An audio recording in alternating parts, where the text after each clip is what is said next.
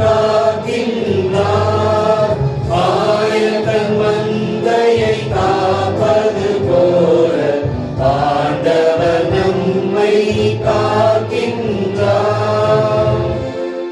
மனம் மாறுங்கள், ஏனெனில் விண்ணரசு நெருங்கி வந்து விட்டது.